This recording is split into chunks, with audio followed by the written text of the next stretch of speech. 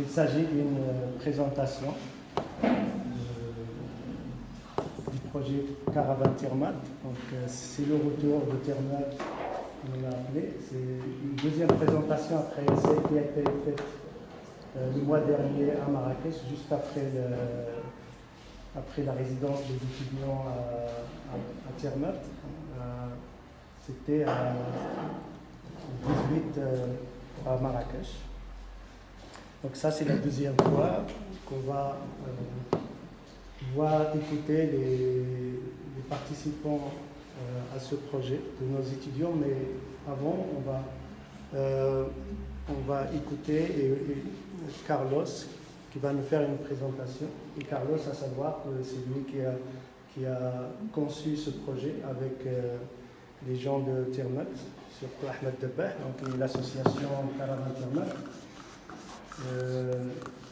Bon, je vais laisser juste à Carlos de parler plus de ce projet, de quoi il s'agit, qu'est-ce que c'est, Caravane Tirmat et tout ça. Merci Carlos. Merci. Bon, plutôt que Caravane Tirmat, parce que sinon ça va nous prendre trop de temps, c'est parler qu'est-ce qu'ont fait les étudiants de Limba là-bas et pourquoi à Tirmat. En 2012, je pense, on a fait un test, on a essayé de faire un projet avec les étudiants de l'école d'architecture de Tétouan, où j'étais prof il y a déjà 6 ans. Et avec les étudiants de Younes, on a voulu travailler sur le patrimoine de la Médina et Tétouan. Et à vrai dire, cela n'a pas marché. N'a pas marché parce que la plupart des étudiants de l'IMBA, ils disaient qu'ils voulaient travailler sur des sujets qui l'intéressaient, l'interpellaient, dans des endroits qu'ils voulaient, avec qui ils voulaient, mais pas à la Médina et Tétouan et surtout pas avec des architectes, non, parce qu'ils voulaient travailler qu'avec des artistes. À partir de là, bon, il y a eu trois étudiants qui sont restés, Ramia Beladel, Rachid Ouni et Tayyip Nadif, qui ont voulu continuer cette expérience.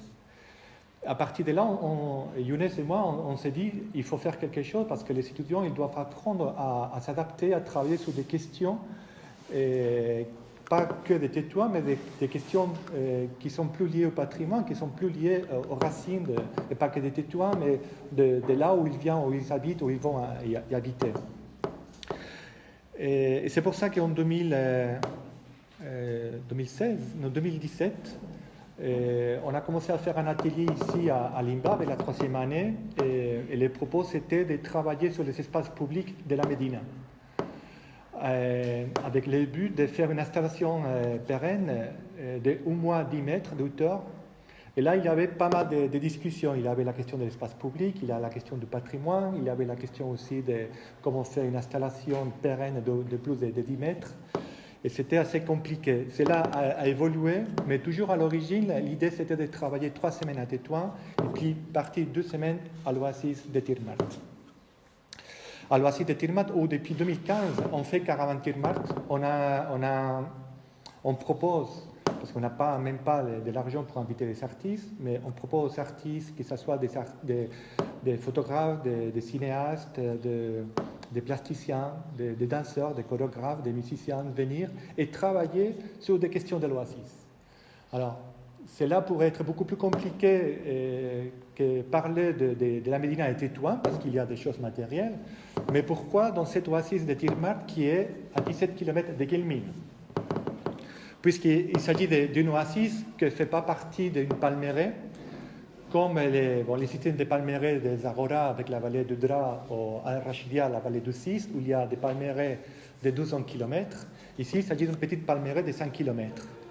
Où, en plus, il n'y a pas vraiment une architecture comme les Kasbah de Rachidia, de Tingir ou l'Oxor de la vallée du Dra. Certains, c'est de l'architecture en terre, mais avec des maisons très modestes, il n'y a que 2 petites Kasbahs. Avec un site archéologique, celui de Noul-Lamta. Ceux qui connaissent un peu l'histoire du Maroc, Noul-Lamta fait partie des points clés de l'histoire marocaine, sauf qu'il n'est pas très connu. Et il ne reste que certaines traces, comme vous pouvez voir là-bas, des fortifications. C'était la Kasbah du site de Noul-Lamta qui était plutôt pas une ville, mais c'était plutôt une métropole. En sachant qu'au IXe siècle, il y a déjà des archéologues marocains, des Espagnols qui travaillent depuis des années, Et ils ont constaté qu'au moins depuis le 9e siècle, il y avait une espèce de métropole. Ça, si vous réfléchissez bien, au 9e siècle, quelles étaient les villes qu'il y avait au Maroc? Il y avait Fès, il y avait Sijil Massar, Rissani, et pratiquement il n'y avait que Nublanta. Et tout cela, c'était grâce au commerce des caravanes qui reliaient, où le Maroc, c'était les pôles qui reliaient pratiquement l'Europe avec l'Afrique. Aujourd'hui, il n'y a pas de caravanes. Pratiquement depuis le début des années 90, il y a plus de, c'est impossible de traverser la frontière avec la Mauritanie, le Mali, l'Algérie. Mais il y a à Tirmart, il y a des traces.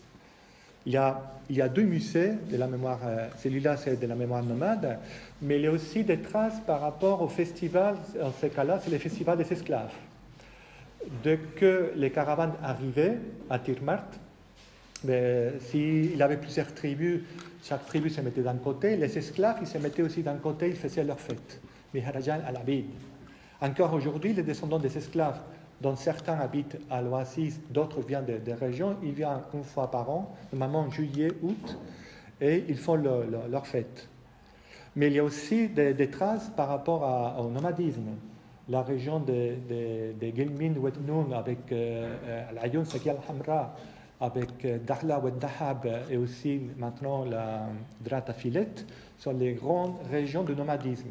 Il y a d'autres régions aussi au Maroc où il y a plutôt aussi la transhumance. Après, il y a des questions comme l'eau. L'eau, ce n'est pas quelque chose qui est vital pour vivre, c'est aussi ce qui conditionne l'organisation sociale, économique et même spatiale. Et tout cela, c'est des sujets qu'on proposait aux étudiants de travailler. Les étudiants de l'INBA, mais aussi de l'École nationale supérieure d'art de Paris-Cergy, qui grâce notamment à Claudia Triosi, qui est danseuse, chorégraphe, qui fait des pièces de théâtre, qui était déjà venue 2 fois à Caravan-Tirmat, elle a voulu venir avec ses étudiants et faire un atelier avec les étudiants de Tétouan. Alors, on a fait avec eux la même chose qu'avec les artistes qui venaient pour Caravan-Tirmat. Il faut travailler sur un des aspects de l'Oasis ou des environs de l'Oasis de Tirmat. Cela n'est pas facile parce que ce n'est pas la même chose de travailler sur un espace, sur un objet, que de travailler sur des questions immatérielles, comme l'eau, comme le nomadisme, comme l'esclavage, comme pas mal de choses. Non? Alors, le but, c'était pas que, mais c'est aussi important que les étudiants soient ensemble, qu'ils puissent discuter avec eux et partager leur expérience. Mais c'était aussi le partage avec les étudiants de Paris-Cergy, qui viennent avec d'autres cultures, d'autres mentalités. C'est aussi la question du partage avec la population locale. Dans ce cas-là, il y a Ahmed Dabar, qui est une des personnes avec Bouchra Boudadi, qui est à l'origine de Caravan-Tirmat. Le partage des expériences, des échanges avec la population nomade, on est allé à la rencontre des nomades qui sont à l'extérieur de l'Oasis. Il y a aussi les ateliers. Quand on fait des ateliers, que ce soit avec des enfants, avec des gens, avec les femmes, ce n'est pas que pour les entretenir un petit peu, mais c'est pour pouvoir d'abord apprendre avec eux et pour rentrer dans ce qui est la vie oasienne. Parce qu'à partir qu'on fait des ateliers et qu'il n'y a plus cette barrière entre artistes et population locale, les rôles et les rapports changent énormément. Et cela permet qu'à partir de ce moment-là, les activités, que ce soit des visites culturelles, que ce soit des randonnées, on voit des enfants, on voit des étudiants marocains, des étudiants français et des gens qui habitent dans l'Oasis. On fait une vie commune. Et c'est aussi à partir de là qu'ils commencent à avoir des questions. Et peut-être que Mounia pourrait nous parler après, plus tard, quand il y a des gens qui posent la question, Mounia, on veut savoir qu'est-ce que tu fais. Et pendant 1 heure, il reste à regarder son portable et voir les photos et à poser des questions. Il y a aussi du temps pour la balade.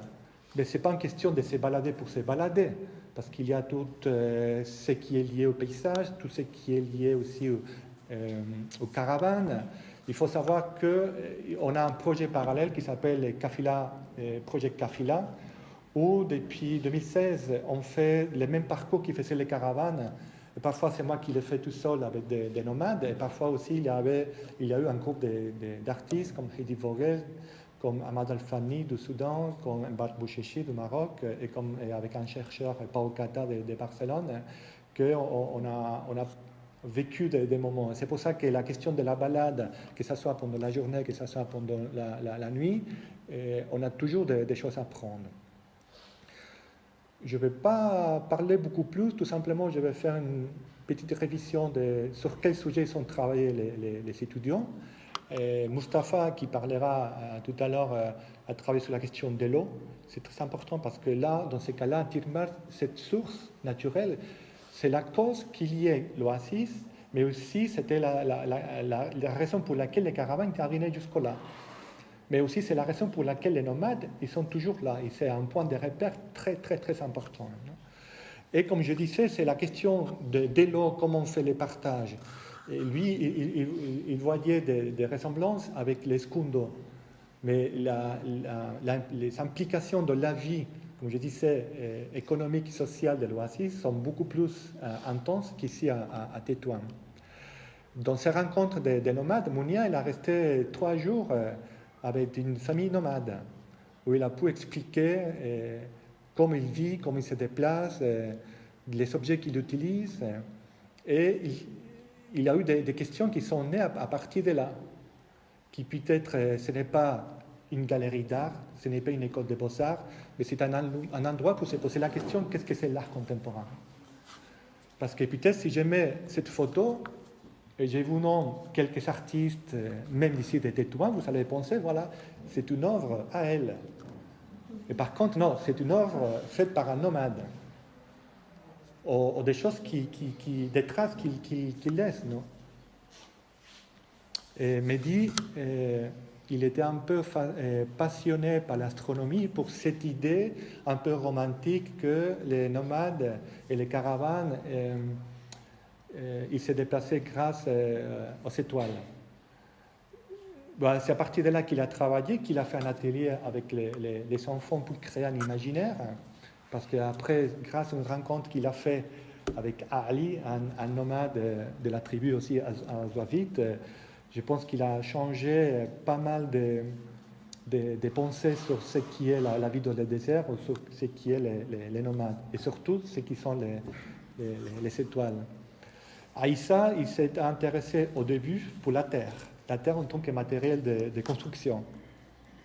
Et à partir de là, il a utilisé la maison familière de Gazan, qui nous a aidés pendant toute la semaine, pour travailler sur l'architecture, mais pas forcément avec la terre.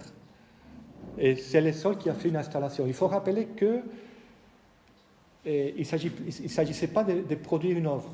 Il s'agissait de faire des recherches et éventuellement produire quelque chose ou pas. Parce que ce n'est pas une résidence d'artiste, ce n'est pas un projet d'un atelier, d'un masterclass. Là, on donnait plus d'importance à la réflexion, au partage, à l'être.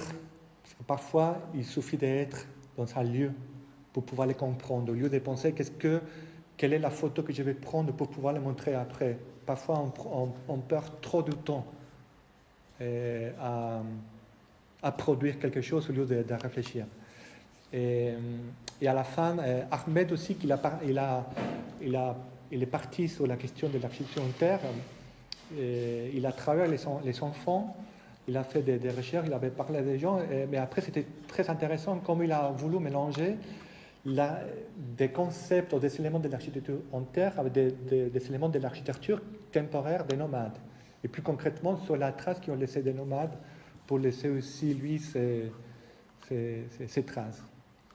Pour finir, il s'agissait aussi, moi je ne m'attendais pas à ça, au fait que c'était très compliqué de penser à faire une restitution, que ce n'était pas une restitution, c'était tout simplement penser comment on va transmettre ce qu'ils ont vécu là-bas.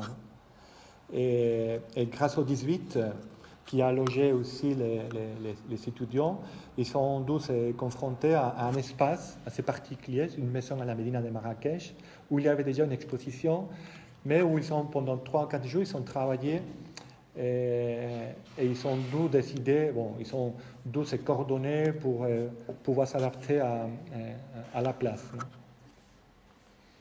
Et quelques images que j'imagine que maintenant ils vont présenter tranquillement de qu'est-ce qu'ils ont fait.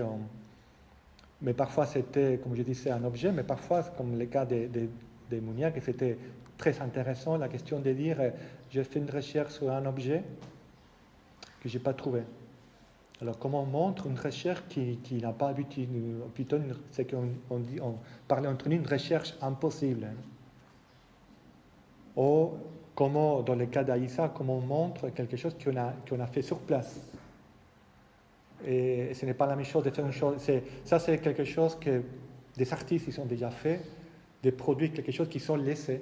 Ce n'est pas une pièce à vendre, ce n'est pas une pièce à montrer, c'est tout simplement un test qu'on a fait. Suite à cette présentation restitution, il y a eu une discussion avec des artistes comme Mohamed Ajdal, Leila Hida, Mbark Bouchichi et Claudia Triosi, qui sont tous venus, même Mbark et Ajdal depuis le début. Et il y a eu toute une discussion sur l'art, sur l'importance de travailler sur des questions très enracinées, et une discussion avec les publics qu'il y a eu au 18. Et pour finir, tout simplement, remercier d'abord que Claudia Triosi ait insisté à l'École nationale supérieure des arts de Paris-Cergy de vouloir venir jusqu'au Tirmart. Et remercier Leila Hida, comme je disais tout à l'heure, qu'avec le 18, elle a logé les artistes. Et remercier surtout aussi à Ahmed Dabar et sa famille, parce que lui aussi, il a logé gratuitement les étudiants marocains, parce que les Français venaient avec un budget. Nous, ici, vous connaissez déjà comment ça marche, mais on essaie de se débrouiller. Non? Et vous pouvez trouver plus d'infos sur le site de Caravane Tirmart, qui est plutôt un archive de tout ce que les artistes ont fait, ils ne sont pas fait, plutôt qu'un site de publicité. Non? Je vais donner la parole aux étudiants pour qu'ils parlent plus précisément, et après on pourra avoir une discussion si vous voulez, si vous n'êtes pas trop fatigué, bien évidemment.